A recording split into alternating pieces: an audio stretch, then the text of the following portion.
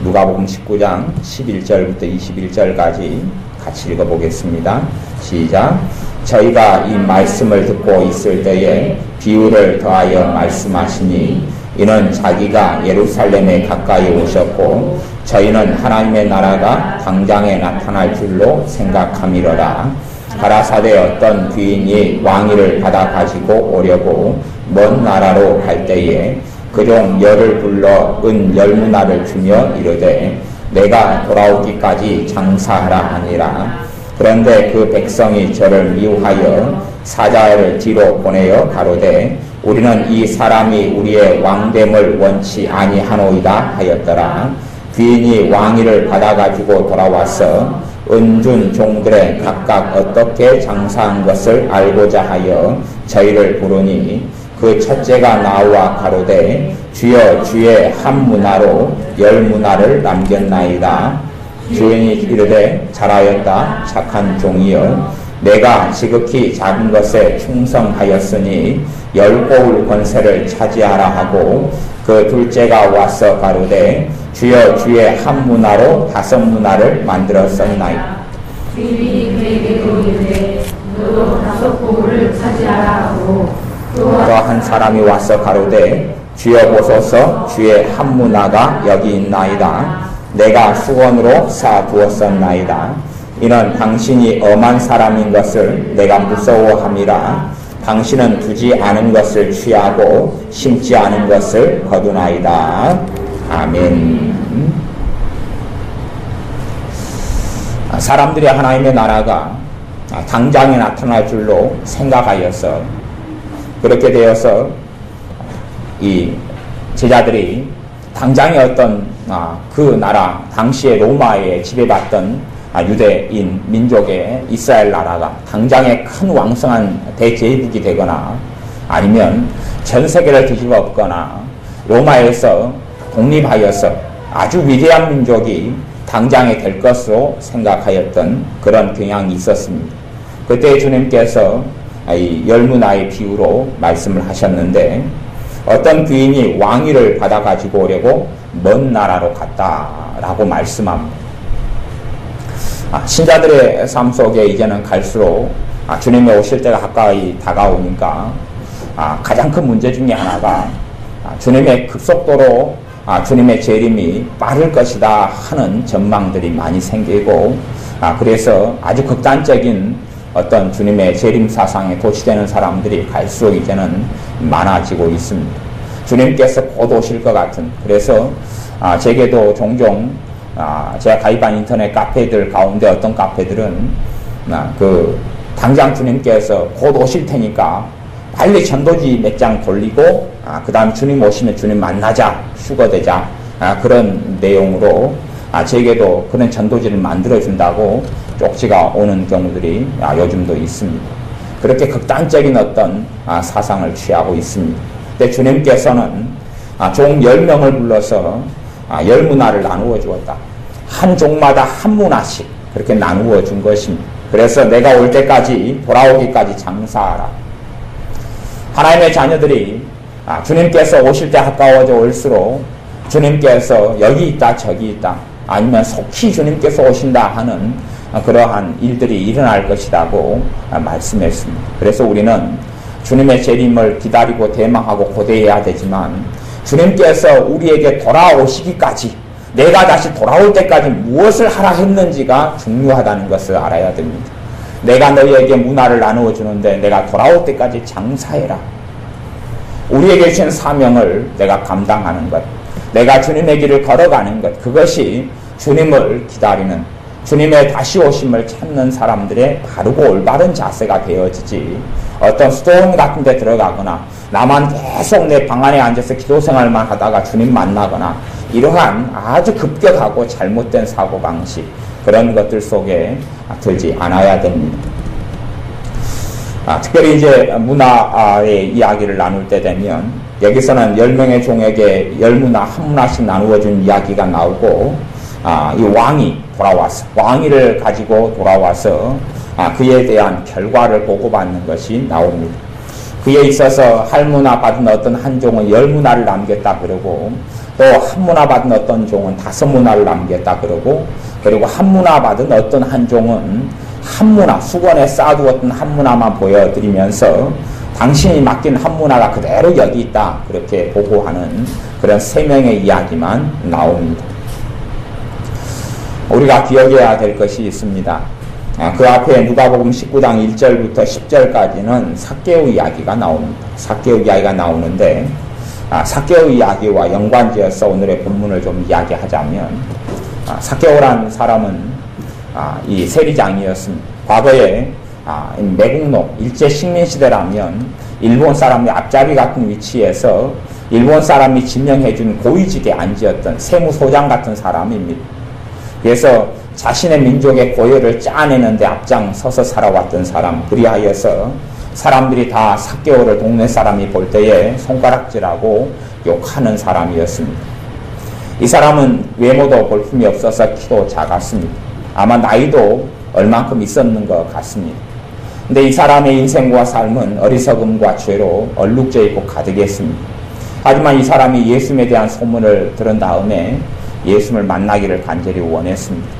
그런데 키가 작아서 또한 사람들이 너무나 많이 모여서 예수님을 둘러싸고 에워싸기 때문에 주님을 볼 수가 없었습니다. 그래서 이 삭개오가 예수님께서 지나가는 길을 가만히 보다가 예수님이 지나가는 길에 뽕나무가 있다는 것을 발견합니다. 우리로 이야기하면 무화과나무인데 뽕나무로 이렇게 번역이 되어 있습니다. 이 뽕나무, 무화과나무를 발견해서 무화과나무로 달려갑니다. 성경을 가만히 자세히 살펴보면 19장 4절에 보면 앞으로 달려가 보기 위하여, 그렇죠. 이 어른이 이 세리장이었던 이런 체면도 있고 자존심도 있고 명예도 있고 관직도 있는 사람, 물론 유대인 사회에서는 전혀 더러운 명예만 존재하지만 어쨌든 자존심이 있는 이 남자가 주님을 보기 위해서 급하게 달려갑니다. 그리고 뽕나무 위에 올라갑니다.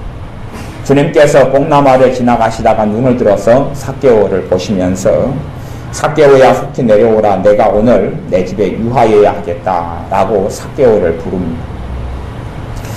삭개오가 급히 내려와서 즐거워하며 주님을 영접합니다. 사람들은 주님을 욕합니다. 수군거를 가로되 제가 죄인의 집에 유하로 들어갔도다. 우리는 손님이 우리의 집에 들어온다 그러면 불편하고 힘들 것입니다마는 당시의 관습과 다른 것을 알아야 됩니다. 이 시대는 지금으로부터 2000년 전의 시대입니다. 2000년 전. 당시에는 어떤 사람의 집에 누가 유숙한다는 것은 그 사람의 명예입니다. 어떤 사람의 집에 누가 머문다는 것은 그 사람을 인정한다는 것이고, 그 사람이 머문 사람의 명성과 명예만큼 그 사람에게도 그 명예와 명성으로 인정한다는 이야기고, 그 사람의 집에 누가 머문다는 것은 그 사람을 그의 친구로, 그의 동료로 인정한다, 이런 이야기입니다. 그래서 내 집에 누가 머물고 유숙하느냐, 손님들이 올 때에 서로 자기 집으로 모시려고 그래서 애썼던 문화와 관습이 있다는 것을 염두에 두고 생각하셔야 됩니다. 그래서 못된 사람이 있으면 그 사람은 절대 집에 들이지를 않습니다. 왜냐하면 똑같은 동료가 되기 때문에 그렇습니다. 이 삭개오는 좋지 않은 사람, 아주 온갖 수치를 뒤집어 쓴 사람, 돈을 벌기 위해서는 나라조차도 팔아먹는 사람, 그런 사람이 삭개오였고, 그런 세리들의 우두머리가 삭개오였습니다. 당시에 지옥에 들어간다라고 손가락질을 받는 대상이 크게 두 부류가 있었는데, 한 부류는 세리들, 너희들은 반드시 지옥에 들어가 손가락질 받고, 또 한 부류는 창녀들이었습니다. 창기들, 너희들은 반드시 지옥 가. 이 두 부류가 손가락질을 받는 부류였습니다. 그리고 이제 주님과 이 삭개오가 만납니다. 그리고 삭개오가 어느 때에 주님께 주여 보시옵소서, 내 소유의 절반을 가난한 자들에게 주겠사오며 만일 네 것을 토색한 일이 있으면 4배나 합겠나이다 라고 고백합니다. 그리고 주님께서는 오늘 구원이 이 집에 이르렀다 라고 말씀합니다. 신자들이 반드시 명심해야 될 것이 있습니다. 이 삭개오는 인생의 방향이 세리장이었다는 이야기는 돈을 거두는 일을 했습니다. 세금을 거두는 일을 했고, 그리고 스스로 세금을 책정합니다. 내가 2할, 3할을 거두어야 되겠다. 그리고 로마 1할을 보내면 자신 1할, 2할을 먹습니다. 그렇게 하지요. 뇌물도 곳곳에 써야 되는 직업이고 직종이고 그렇습니다. 이 사람의 살아왔던 것은 먹고 사는 것이 가장 중요했고, 그리고 돈을 모으는 것이 제일 중요했습니다. 이 사람의 인생과 삶이 오직 돈을 중심으로 달려갔는데 주님을 만난 다음에 돈의 문제를 내려놓습니다. 주님을 만난 다음에 돈이라는 가치를 내려놓습니다. 그것이 재산의 절반을 가난한 자들에게 내어주겠다 하는 것입니다. 그리고 네 것을 포석한 일이 있으면 4배로 내가 갚겠다. 이런 것은 인생과 삶의 가치관이 바뀌었다 하는 이야기입니다. 신자에게 정말 중요한 게 있습니다. 어떤 사람이 예수를 믿고 교회 안에 들어와서 신앙생활을 하더라도 인생과 삶이 바뀌는 사람이 있고 안 바뀌는 사람이 있습니다. 두 종류의 사람이 있습니다. 또 신자로 살아가도 행복이 없고 만족이 없는 사람이 있고 만족이 있고 행복이 있는 사람이 있습니다. 또 어떤 사람은 고난을 쉽게 이기는 사람이 있고 고난에 뒷심이 없어서 쓰러지고 넘어지는 사람도 있습니다. 그를 살펴보면 가장 중요한 것 중에 하나를 상실했고 잃어버렸기 때문에 그렇습니다. 가장 중요한 걸 상실했고 잃었기 때문에 그렇습니다. 그것을 우리식으로 이야기한다면 일상적으로 쓰는 말로는 꿈이라 그럽니다. 또 다른 말로는 비전이라 그럽니다. 요즘 사람들이 많이 쓰는 말입니다. 비전, 꿈 그럽니다. 꿈을 상실했다, 비전을 상실했다 그럽니다. 그런데 꿈이라 비전이라 말을 쓸 때는 사실은 많이 다릅니다. 꿈과 비전이라는 것은 사실은 문제의 본질은 아닙니다. 가령 꿈이라 그럴 때에 요셉의 꿈을 꾸자. 그럼 요셉은 아주 위대한 사람이 되어져서 형제도 부모도 자기에게 절하고 엎드리는 사람이 될 꿈을 꾸었습니다. 그 꿈은 하나님으로부터 온 것입니다. 하지만 과연 그것이 요셉이 가졌던 비전이냐 삶의 목적이었냐 그렇게 말하면 그것이 아니라는 이야기입니다. 사람들은 꿈을 갖지만 그것은 하나님께서 요구하시는 꿈도 아니고 또한 영구한 가치가 있는 꿈도 아닙니다. 우리의 실제의 삶 속에 신자들이 하나님께서 말씀하시는 의미에서 꿈과 비전이 없기 때문에 쉽게 낙담하며 힘이 없고 또한 삶의 만족감이 없습니다. 그것을 제가 다른 단어로 설명하자면 가장 근사치의 단어를 한 단어 찾자면 신념이라는 것입니다. 가장 근사치의 단어를 찾자면 신념이라는 것입니다.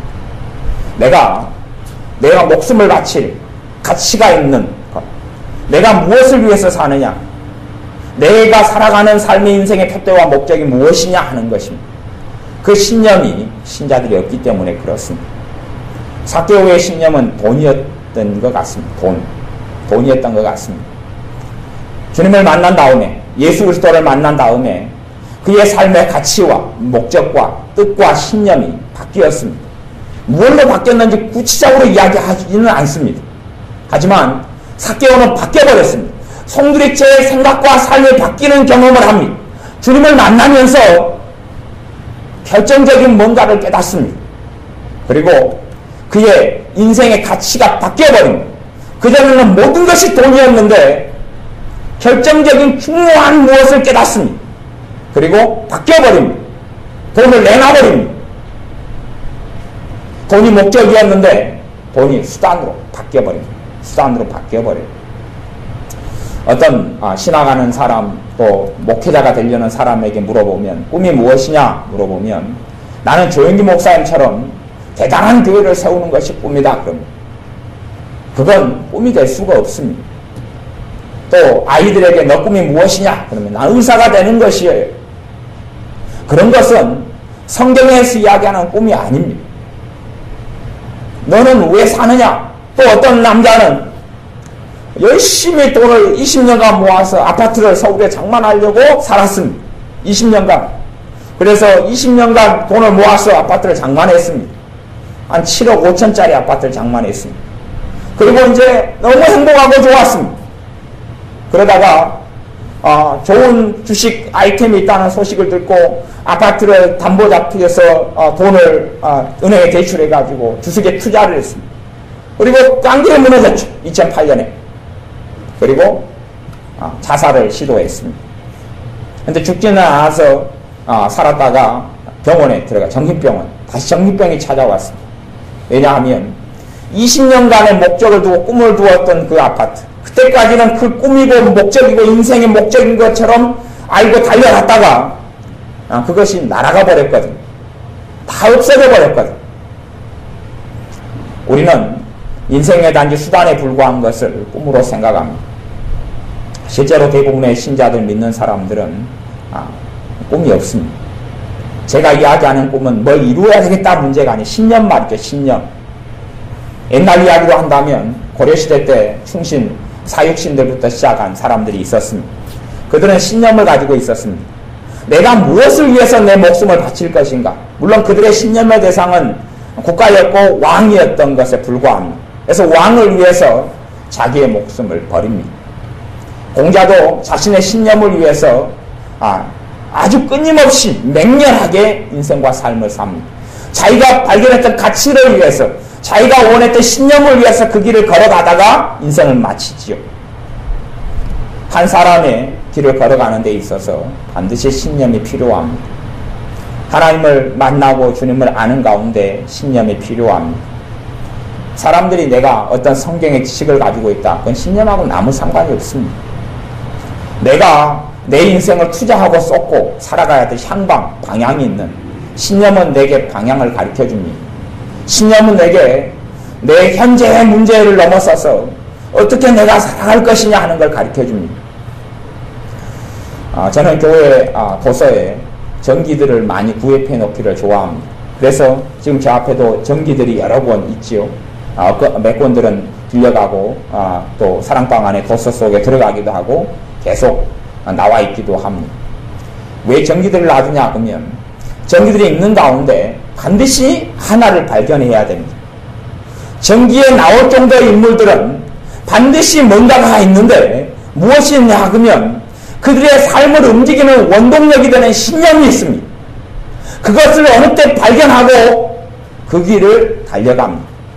우리는 대부분의 것이 신념이라고 말할 수 있는 가치는 없습니다. 그냥 평안하게 사는 것, 돈 좀 더 만지고 사는 것, 좋은 집에 사는 것, 또 명예를 얻는 것, 유명해지는 것, 행복한 것, 복지를 더 많이 누리는 것, 그런 용도에 불과합니다. 아니면 어마어마한 빌딩을 소유하고 짓는 것. 그런데 그건 신념의 가치가 없습니다. 그건 신념이 될 수도 없고 목적이 될 수도 없고 꿈이 될 수도 없고 비전이 될 수도 없습니다.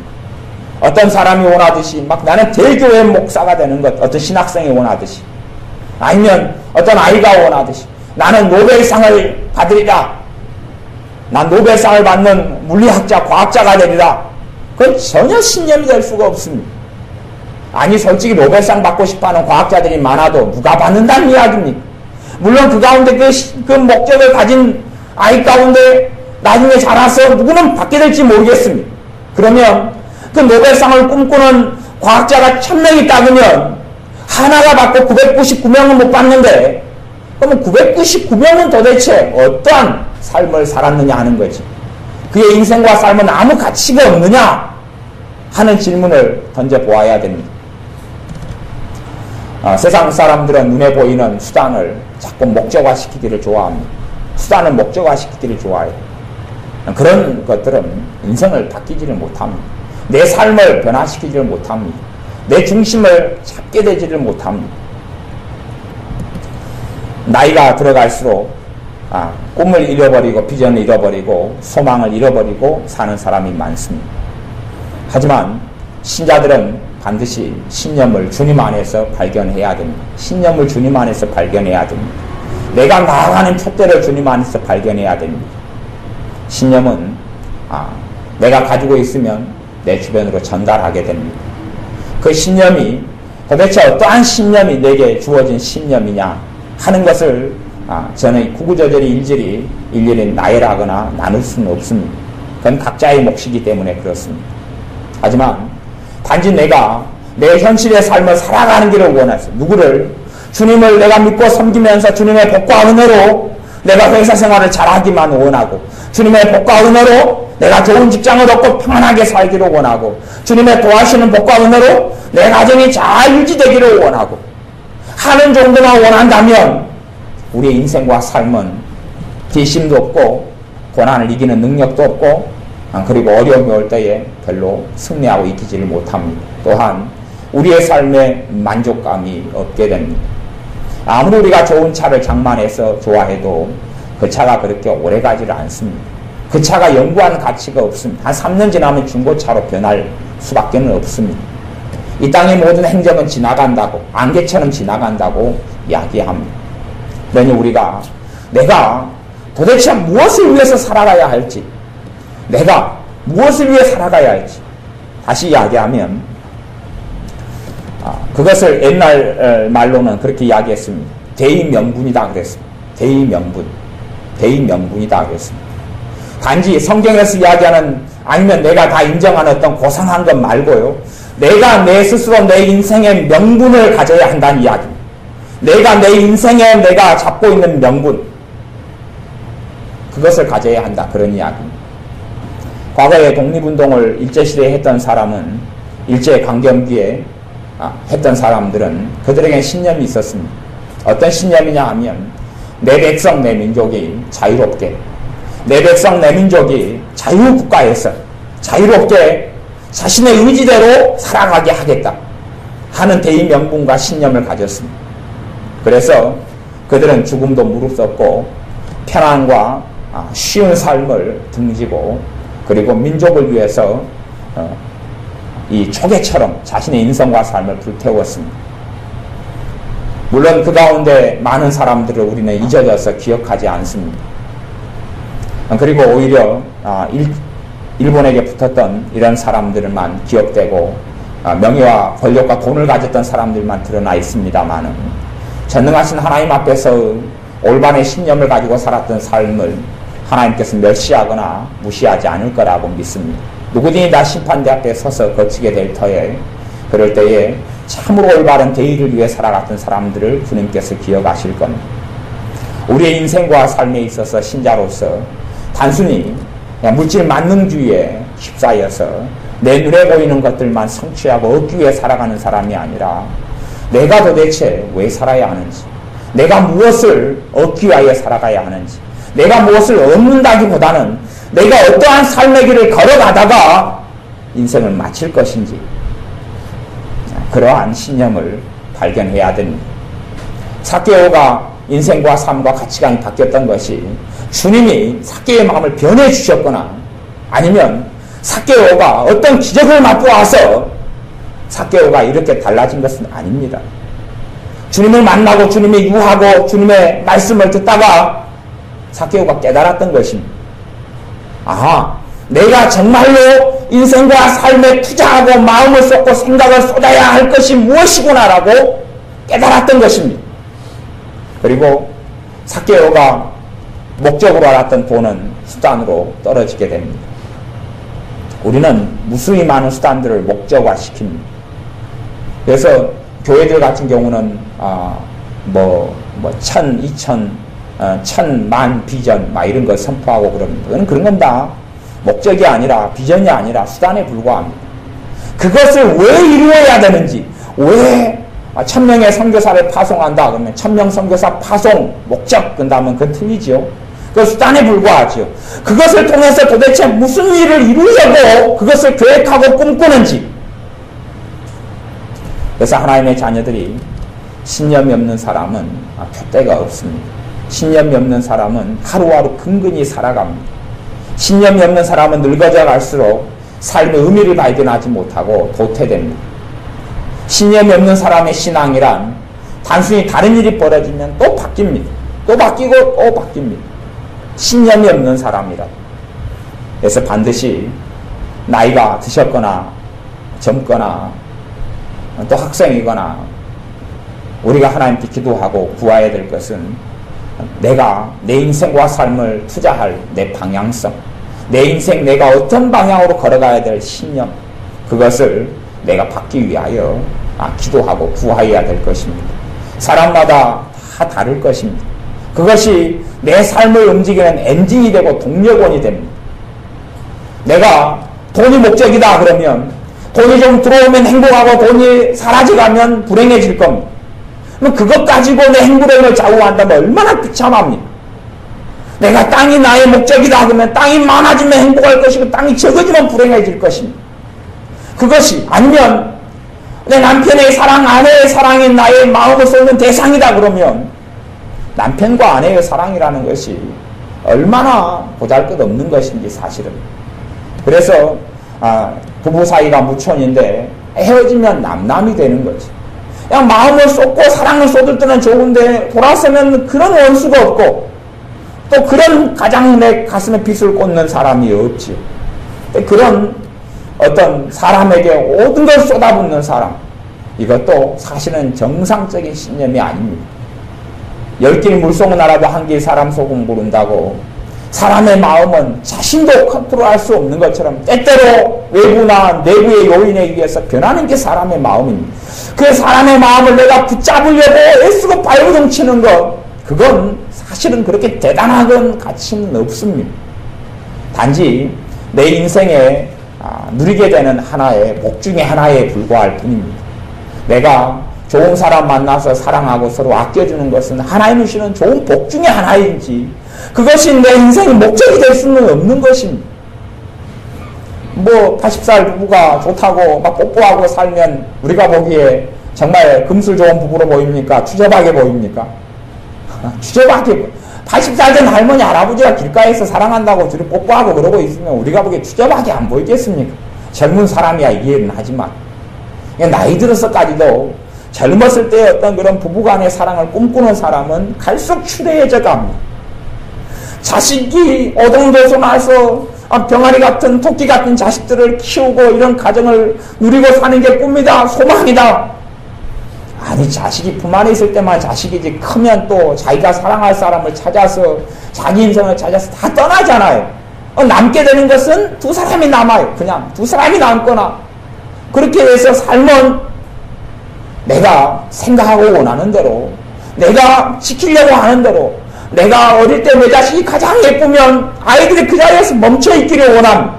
그 예쁜 모습 그대로 멈춰서 꼼짝마! 그렇게 됐으면 좋겠는데, 애들이 이쁜 모습을 가지고 있다가 또 미운 몇 살이다 해서 또 변하고 또 변하고 또 변하고 자라가고 성장합니다. 내가 그렇게 변해가고 바뀌어져 가는 것에 내 인생의 신념과 가치를 두는 사람들은 정말 어리석은 삶을 살게 됩니다. 여러분이 한 걸음을 내가 디딘 다음에 한 걸음을 내가 딛고 거기서 죽을 수도 있어요. 방향이 저 방향이라고 쳐요. 저 방향에 내가 내 인생의 모든 걸 투자할 가치가 있고 방향성이 있고 내 신념이 있어요. 내가 그 한 걸음을 내가 디딘 다음에 죽으면 내가 정말로 하나님께 받은 그 신념을 가지고 있으면 내 자식에게 그 길을, 그 두 번째 걸음을 뛰고 세 번째 걸음을 뛰라고 이야기합니다. 그것이 있느냐 하는 이야기입니다. 그것이 있느냐. 그런 사람은 현실의 낙담거리와 어려움거리에 쉽게 넘어지지 않습니다. 쉽게 무너지지 않습니다. 주식을 투자해서 많은 손해를 봐서 인생이 무너져버리는 젊은 사람, 장년들을 많이 봅니다. 그 사람들은 그거에다 모든 걸 쏟는 신념이 있었기 때문에 그렇습니다. 돈이 있으면 명예를 얻을 것 같다. 돈이 있으면 명성을 얻고 돈이 있으면 행복을 얻을 것 같다는 신념이 그 안에 있었던 거지요. 하지만 설사 그 사람이 투자해서 돈을 얻었다 그래도 아마 남는 것은 별로 없었을 것입니다. 돈만은 손에 움켜질지 몰라도 돈 대신에 돈이 들어오는 것만큼 다른 많은 것들은 사라져갑니다. 인생살이 유감스럽게 내가 인생의 복 가운데 모든 복을 다 누리기보다는 어떠한 복이 들어오면 어떠한 복은 나간다는 것을 아셔야 됩니다. 그것이 인생입니다. 어떠한 복을 내가 누리면 어떠한 것들은 못 누립니다. 또 다른 것을 누리면 어쩔 것은 또 사라집니다. 여러분이 삶을 살다가 객관적으로 내 삶과 다른 사람의 인생과 삶을 들여다보면 반드시 그렇다는 것을 아셔야 됩니다. 이것을 내가 누릴 때는 이것을 못 누리고 이것을 누릴 때는 저쪽 것을 내가 못 누리고 살게 됩니다. 여러분의 인생과 삶 속에 내가 어떠한 가치를 지니고 있는지, 내가 어떠한 가치를 위해 살아가야 하는지, 내가 어떠한 방향성을 위해 살다가 인생을 마쳐야 되는지 그런 신념을 발견하셔야 됩니다. 삭개오는 그걸 주님을 만나면서 깨닫게 되었습니다. 그래서 삭개오가 바뀐 것이에요. 주님께서 삭개오의 마음을 바꿔주시거나 아니면 변해주시거나 그런 건 아닙니다.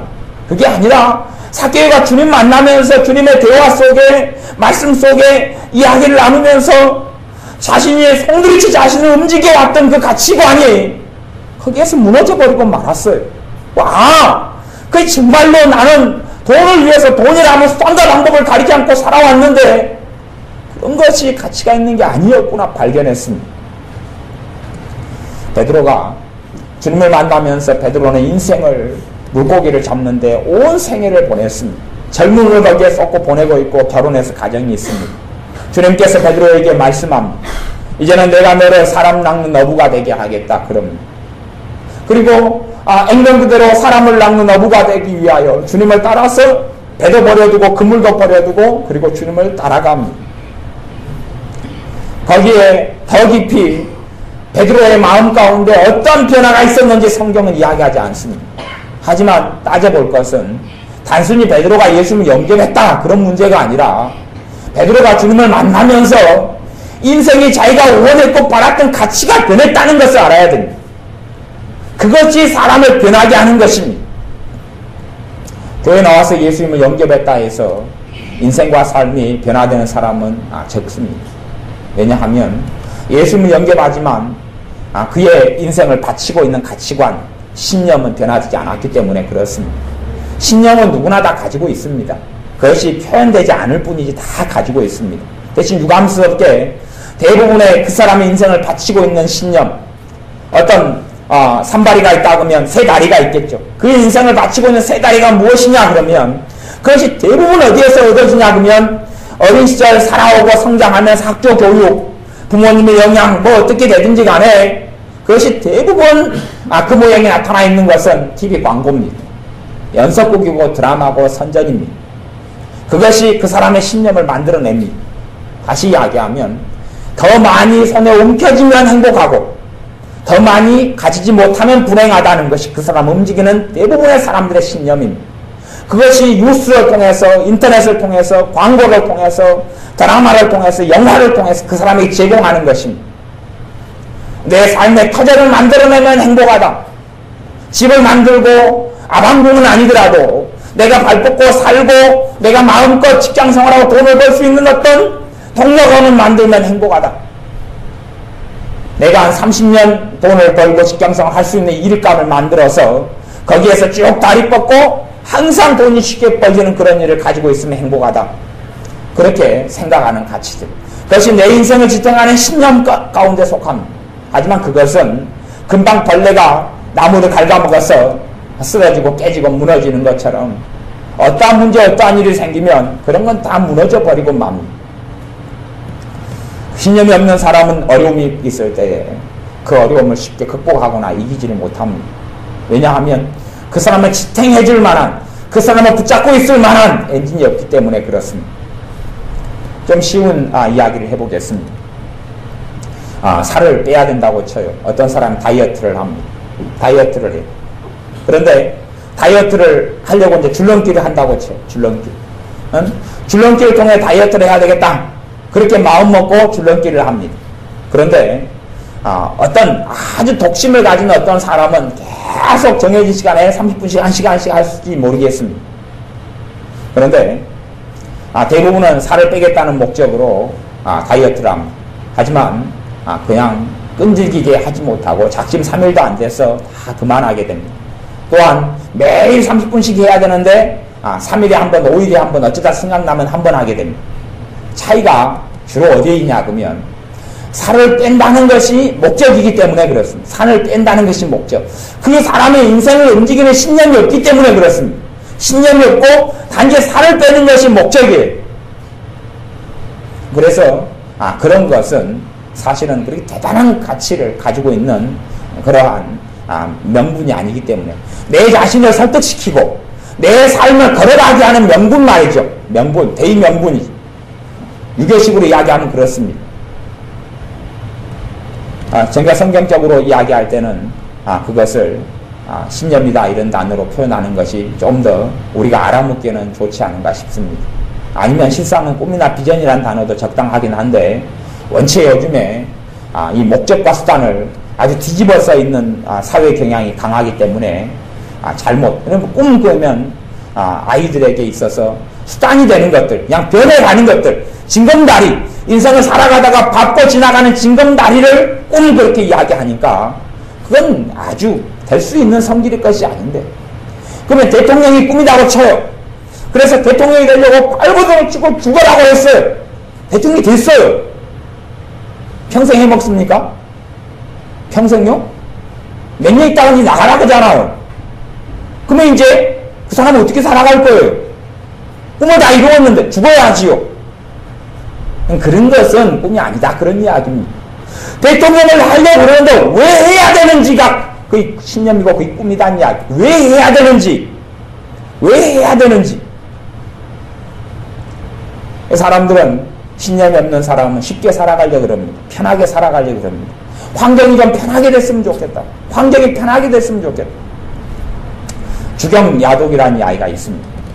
낮에는 밥 깔고 밤에는 공부한다고. 그래서 어려운 환경과 어려운 처지 속에서 열심히 노력해가고 애쓰고 공부해서 그 사람의 인생이 성공한다 그런 이야기죠. 근데 사실은 그런 단순한 이야기보다는 어떤 사람이 아직 낮에는 돈을 벌고 노동을 하지 않으면 안 되는데 밤에는 노동하면 얼마나 피곤하고 힘들어요. 밤에 자는데 낮에 밭일을 하고 논을 갈고 밭을 갈고 그렇게 힘들게 농사해야 되는데 밤에는 또 공부하고 있다 그런 말입니다. 그렇죠. 왜 저 사람이 밤에 그냥 잠자지 낮에 돈 버는 것도 피곤하고 힘든데 밤에 공부하느냐 는 것을 따져보아야 됩니다. 그 사람이 인생을 움직이는 신념이 있었기 때문에 그런 것입니다. 성경의 인물들 가운데 또 역사적인 교회에 있는 여러 정기들의 역사적인 인물들 속에서 그 사람을 움직이는 것은 신념이었어. 그 사람의 인생을 움직이는 것은 신념이었어. 그런 사람은 쓰러져서 병들더라도 기어서라도 그걸음을 한 걸음 두 걸음 더 가다가 맙니다. 신념이 있는 사람은 가치가 있는 삶을 삽니다. 다른 사람이 내 가치를 인정해 주지 않더라도 내가 나에 대한 가치를 믿고 알고 있습니다. 그 길과 그 걸음을 걸어가기 때문에 그렇습니다. 신념이 있을 때부터 그것을 그 유교식으로 이야기하면 그 나이 때에 있어서 그런 게 있어요. 남자가 뜻을 세운다. 이립이다. 이립. 몇 살이 되면 이립 그렇게 이야기하면 뜻을 세웠다. 그 나이 어느 때가 되면 뜻을 세워야 되는 나이가 된다. 되어야 된다. 그래서 이립이다. 그러면 그게 그런 거예요. 뜻을 세우는 것이. 뜻을 세우는 것이. 그것을 사실은 신념이다 하는 것이. 내가 무엇을 위해서 내 목숨을 투자할 것인지, 무엇을 위해서 내가 살아갈 것인지, 무엇을 위해서 내 삶의 가치를 쏟아부을 것인지, 그것을 하나님의 자녀들은 예수님 안에서 발견해야 됩니다. 그래서 이 문화를 한 문화씩 남겨주었는데 한 문화는 주로 100일치 임금에 해당됩니다. 그러니까 한 석 달 월급이 되죠. 석 달 월급보다 좀 많아요. 석 달 열흘이니까 아니 많이 잡으면 넉 달까지 될지도 모르겠습니다. 100일치 일이 한 문화입니다. 지금으로 이야기하면 석 달 월급으로 따지면 한 달 월급 200만 원 치면 한 문화는 600만 원이 되죠. 600만 원을 맡겼어요. 그랬더니 한 사람이 600만 원에서 이런 6천만 원을 남겼습니다. 그러니까 주인이 와서 주님이 오셔서 600만 원을 남기니까 그 사람에게 10고울을 내가 너에게 주겠다 그럽니다. 우리 식으로는 도무지 이해를 못합니다. 왜냐하면 이때는 2000년 전이니까. 그러면 제가 중세시대나 서구식으로 이야기하겠습니다. 서구식으로 이야기. 지금 우리 시대 병역으로는 전혀 이해할 수 없는 이야기입니다. 10고울을 준다면 얼마나 피곤합니까? 그러지 않습니까? 10고울, 10지방, 10마을이나 10도시를 내가 지배하고 다스린다면 행정이 얼마나 복잡하고 얼마나 피곤하고 얼마나 괴롭습니까? 그죠? 10고울의 시장이 된다면 한 고울에 여수시의 시장도 다 못 맞는데 그런 이야기가 아니고요. 옛날에 서양식으로 이야기한다면 서양에는 귀족들이 있었습니다. 귀족들도 최고 높은 귀족을 공작이라고 그러고 그 밑에 공작, 후작, 백작, 자작, 남작 이렇게 귀족 계층이 있었습니다. 그리고 준귀족은 준남작 이 정도부터 준귀족에 들어갑니다. 행정직, 직종 같은 건데요. 그러면 백작이다 그러면은 백작에게는 한 지역을 자기가 왕이 돼서 통치하는 권한이 있습니다. 이걸 제후라 그래요. 우리식으로 이야기하면 호족이나 권문세족이다 그래요. 그 모든 땅을 자기가 지배하고 통치하면서 그 땅에 있어서 나오는 세금, 수입, 사람에 대한 지배권을 모든 걸 가지게 되는 사람입니다. 지금의 대통령보다 훨씬 막강한 권한을 가지고 있는 것이죠. 그 모든 땅을 그 사람과 그 후손에게 다 주는 것입니다. 그런 의미에서 주님께서 이야기하고 있는 것입니다. 우리식으로 이야기하면 열 문화를 남긴 사람은 기껏해야 5천만 원, 6천만 원에 불과한데 주님께서 오실 때에 10고울의 권세를 주겠다는 것입니다. 그것이 한 고울 정도가 되면 한 지역을 통치하고 다스리는 호족이나 아니면 남작 계층 정도 될 거예요. 남작이 주로 한 지방을 받습니다. 그러면 자작 정도 되면 한 두세 지방 정도를 받고, 백작 정도 되면 이제 밑에 남작이나 자작을 좀 거느기도 하고 더 넓은 영토를 갖습니다. 공작 정도 되면 그 나라가 있으면 왕이 통치하는 나라의 막 5분의 1 정도로 그냥 갖는 것이 어마어마한 땅덩어리, 그 공작령이라 그러는 걸 갖습니다. 그런 것을 이야기하는 것입니다. 그러니까 지금의 어떤 시대 문화로는 이해 못하는 것인데, 그래서 주님께서 이 한 문화를 가진 사람 가운데 한 명은 수건에 싸두었습니다. 다시 이야기하면 그 사람은 인생이 나아가될 방향이나 향방이나 신념을 발견하지 못했다 그런 이야기입니다.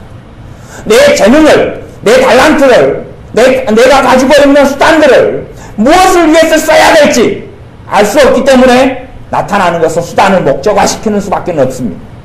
내가 가지고 있는 수단들을 무엇을 위해서 써야 될지 모르는 수단을 목적화시킵니다. 하나님이 자식을 주신 것은 자식을 키워서 하나님 나라에 이바지하라는 이야기입니다. 그런데 내가 신념이 없으니까 그 자식들을 어떠한 사람으로 키워야 될지를 모릅니다. 몰라서 이 자식은 하나님을 위해서 주시는 내가 청지기로서 자식을 하나님을 나라를 위해서 드리고 또한 그렇게 키워야 되는데 자식을 목적화시켜버릴 수가 있습니다. 자식을 위해서 살아버려요. 자식의 행복을 위해서. 그리고 자식에게도 너가 하고 싶은 일을 너가 해라. 그러면 내가 뒷바라지 해주겠다 그럽니다. 그것이 수단이 목적화됐다 그런 이야기입니다. 하나님께서 내게 주신 내 인생, 내 삶의 젊음과 물질과 에너지를 그것을 자식에게 쏟아버리는 것이죠. 그리고 자식은 자식의 길을 가게 만듭니다. 아니, 그런 사람이 수건에 한 문화를 쌓아둔 사람입니다. 내 가치관, 내 재능, 내 열정, 내 시간, 내 노력, 내 물질, 내 인생을 무엇을 위해서 쏟고 보내야 될지를 알지 못하기 때문에 그렇습니다. 신념을 발견하지 않는 사람이, 신념을 자꾸 발견한 사람은 한 문화로, 두 문화, 세 문화, 누구는 5 문화, 누구는 10 문화를 남깁니다. 그리고 그 길을 걸어가다가 마칩니다. 하나님의 자녀로서 주님께서 10 문화, 5 문화 남긴 사람을 칭찬하셨습니다. 한 문화를 남긴 사람을 주님께서 책망하시고 이 사람이 하나님 나라에서 떨어지게 됩니다. 이 사람은 주님을 인생 가운데 인정하지 않았던 사람이기 때문에 그렇습니다. 여러분의 삶 속에 신념을 발견하셔야 됩니다. 신념이 없는 사람은 이런 도전과 또한 어려움 속에 쉽게 낙담하고 쓰러지고 삶 속에 현세의 잠깐 동안의 어떤 만족에 취하고 맙니다. 그리고 그런 만족이 없으면 불행하다고 느낍니다. 하지만 신념을 가진 사람은 현재의 행불행에 그렇게 마음을 쏟지를 않습니다. 당장에 보이는 어떤 결과물에 모든 걸 쏟지를 않습니다. 내가 조금 무엇이 사라지고 적어졌다 해서 그것 때문에 내 삶이 끝나지 않다는 것을 압니다. 신념을 가진 사람은 그 사람이 고위직 공무원이었어요. 시장이었어요. 시장으로 살 때도 그 신념을 위해 살고 시장을 마친 다음에 그 다음에 청소부가 됐어요. 그럼 청소부로도 자기의 신념을 위해 삽니다. 그 자리에서. 하지만 명예와 명성을 위해 사는 사람은 시장으로 살면 행복했다가 그걸 다 내려놓고 청소부가 되면 불행해합니다. 불행해하는 것이. 요즘에는 높은 자리에 앉는 사람들이나 또 교장선생님, 교감선생님 이렇게 은퇴하신 분들이 우리 동네에서 택시 운전을 많이 하는 소식을 좀 듣습니다. 이제 좀 바뀌어간다는 이야기죠. 가치관이. 옛날에는 교장선생님 했으면 택시 운전을 할 수 있어요? 없어요? 없어요. 자존심과 체면 때문에. 근데 요즘에는 안 그렇다는 이야기를 바뀌어가요. 그래서 저희 어떤 교장선생님 이야기도 내가 은퇴한 다음에 택시 운전이나 하려네 또 그런 이야기를 하시는 것 같아요. 이렇게 신념과 가치관이 바뀌어가요. 하지만 정말로 하나님이 보시기에 가치가 있는 신념 말이죠. 하나님 보시기에 어떤 사람이든지 좀 바른 세상 사람이 인정하는 명분을 가지고 신념을 가진 사람은 그들의 인생을 보람되게 살아갈 수 있어요. 그런데 이제 전능하신 하나님 앞에 섰을 때에 어떤 신념을 가지고 그 사람의 삶을 살고 보느냐 하는 건 다르다 그런 이야기. 그런 의미에서 하나님의 자녀들은 말씀 안에서 발견해야 됩니다. 삭개오가 발견했던 것을 발견해야 됩니다. 10문화를 남긴 사람과 5문화를 남긴 사람은 그 속에 숨어있는 게 신념을 발견했기 때문에 그렇습니다. 그 인생과 삶 속에 그의 인생과 삶을 후회 없이 내가 보람되게 살았다라고 고백하는 사람은 그 사람이 비록 표현하지 않고 말하지 않아도 그 사람의 인생을 좌지우지하는 신념이 있었기 때문에 그렇습니다. 하나님의 자녀는 참 좋습니다. 하나님의 말씀 속에서 신념을 발견하기가 쉽기 때문에 그렇습니다. 내게 주님, 내게 신념을 주십시오. 내가 어떤 문제를, 내가 어떤 잘못된 습관을 고치려고 그래요. 신념이 있는 사람과 없는 사람은 틀립니다. 단지 습관을 고치는 게 치중하면 고쳐지지 않습니다. 하지만 신념을 가진 사람은 그 신념을 이루기 위해서 부딪히고 싸워서 잘못을 고쳐냅니다. 그리고 기도합니다. 내 신념을 이루기 위해서 기도하는 것이죠. 하나님의 자녀가 반드시 신념을 가진 사람은 뒷심이 있습니다. 직장생활이 목적이 되면 안 됩니다. 직장생활이 목적이 되면 되지 않습니다. 그러면 힘들 때 다 도망갈 것 아닙니까? 그것보다 더 높은 이상이 없는 사람, 더 소망이 없는 사람, 그 안에서 정말 하나님이 주시는 꿈이 없는 사람, 세상의 물질 만능주의에 의한 것 말고 하나님의 신념으로 말미암아 갖게 되는 꿈이 없는 사람은 힘들면 다 도망갑니다. 하나님의 사람들은 어렵고 힘든 자를 다 찾아갔습니다. 어렵고 힘든 자를 다 찾아갔습니다. 너가 누구의 종과 하인으로 있으면 그 자리에서 머물러서 하나님 나라를 증거해라. 주의 복음을 너가 남의 종과 남의 하인의 자리에 있어서 하나님의 복음을 증거해라 라고 이야기했습니다. 그게 성경의 이야기입니다. 우리는 남의 종과 하인이 노예가 되어서 어찌 주님의 복음을 전하겠습니까? 그 자리는 너무나 고통스럽고 자유가 없는 자리인데, 하지만 남의 종이 되어서 복음을 전하라는 사람은 복음 안에서 그의 신념을 발견했기 때문에 천대받고 멸시받는 것도 버텨낸다는 이야기입니다. 요셉은 정말 인생과 삶 속에 흠이 없는 사람으로 성경에 기록되어 있습니다. 요셉은 보디발 장군의 집에서 오랫동안 살면서 그의 가정을 위해서 많은 걸 쏟았습니다. 젊음을 쏟았습니다. 그리고 보디발 장군인 자기 주인이 너무나 잘되게 모든 것이 하나님의 복을 받아 형통하게 했습니다. 그런데 보디발 장군이 자기 아내의 말만 믿고 요셉을 배반하고 감옥 속에 집어넣어 버렸습니다. 그러면 그 보디발 장군의 명예와 명성을 위해서 요셉이 살았더라면 그런 낭망하고 절망하며 불평하며 원망하며 가슴을 쳤을 것입니다. 하지만 요셉은 아무렇지도 않았습니다. 그가 보디발 장군의 집에서 열심히 일해서 돈을 많이 벌게 해준 부자가 되게 해주었는데, 자기가 했던 노력이 깡그리 다 무너졌는데 그는 아무렇지도 않았습니다. 그리고 감옥에서 3년을 보냅니다. 하지만 그가 원망했다, 그가 불평했다, 한탄했다는 건 없습니다. 3년 감옥이 우리나라식이나 미국의 감옥이라고 생각하지 마십시오. 그걸로 이야기한다면 그것은 호텔이라 그럽니다. 당시의 감옥은 그런 게 아니죠. 우리나라 60년대 감옥만 생각해도 얼마나 비참하고 힘듭니까? 그건 사람 살 곳이 아닌 곳이 감옥입니다. 감옥이 개선되고 바뀐 것은 1960년대 들어와서 바뀌기 시작합니다. 기독교 국가라는 영국 같은 경우도 감옥이 바뀐 것은 1960년대 들어와서 그렇습니다. 그러니까 감옥이라는 것이 바뀐 역사는 이제 채 50년밖에 안 됩니다. 아셔야 됩니다. 50년 이전의 감옥들은 지옥 같은 곳이 감옥입니다. 거기에서 요셉이 사는데 전혀 그것 때문에 삶이 요동치거나 인생이 요동치거나 마음이 요동치지를 않습니다. 왜냐하면 성경에 드러내고 있지 않지만 그의 신념이 있기 때문에 그렇습니다. 하나님과 연관된 신념, 단지 그가 높은 자리에 앉아야 되겠다 그런 건 아니고요. 그런 건 아니고 하나님과 관련된 어떤 신념, 그 안에 가지고 있는 주님을 섬기는, 하나님을 섬기는 믿음으로 관련된 어떤 신념. 우리는 이 달란트를, 이 문화를 남겨도 각자가 다 역할이 틀릴 것입니다. 사람마다 지체가 다 틀립니다. 어떤 지체는 손이요, 어떤 지체는 발이요, 어떤 지체는 눈이요, 코요, 입이라 그랬습니다. 그렇기 때문에 그가 가지고 있는 신념이 다르기 때문에 제가 일관적으로 이야기를 못한다는 이야기입니다. 내가 어떤 신념을 가지고 더 궁극적인 신념은 비슷할 것입니다.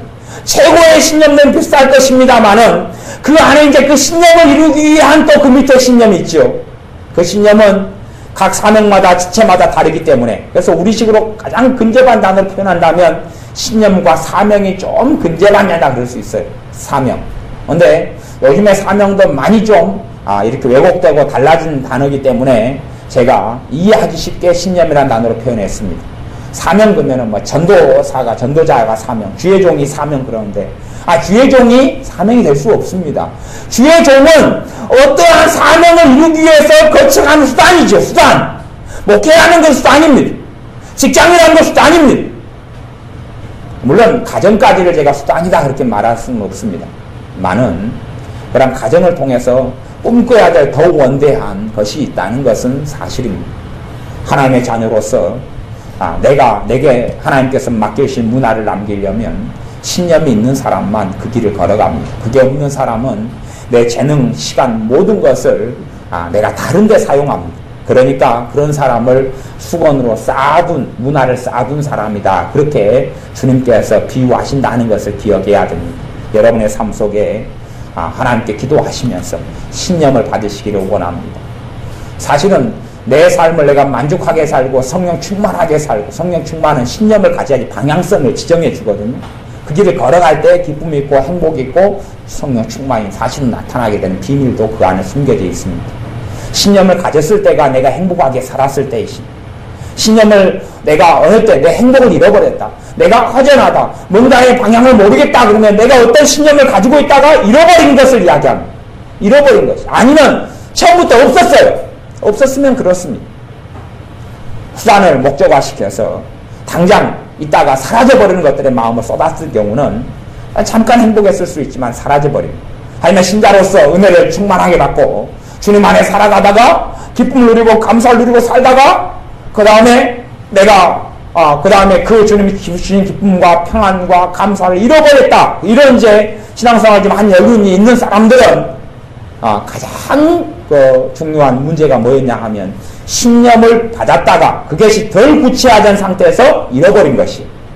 그래서 신념을 다시 내게 해주셨던 내 신앙의 여정과 과정 속에서 하나님께서 내게 신념을 주신 게 있어요. 신앙생활을 좀 오래 한 사람들은, 기도생활을 하고 주님을 찾고 구한 사람들 가운데 그런 사람은 신념을 다시 돌이켜보면서 찾아야 됩니다.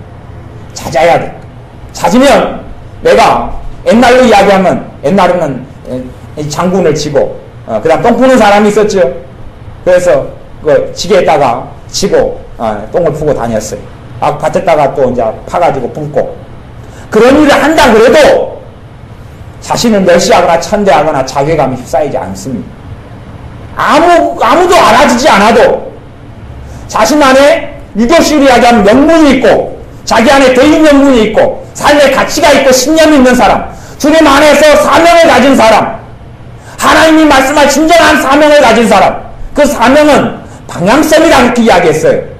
목적지가 아니고 방향성이에요. 내가 무엇을 위해서 내 발걸음을 걸어가며 내가 왜 돈을 벌고 내가 왜 건강해져야 되고 내가 왜 신앙생활을 하고 내가 왜 교회생활을 하고 교회생활을 통해서 서로는 교제만 하고 위로만 받고 그냥 그렇게 해서 계모임처럼 살려야 한다. 그러면 교회생활에 있어서 큰 도움을 받지를 못해요.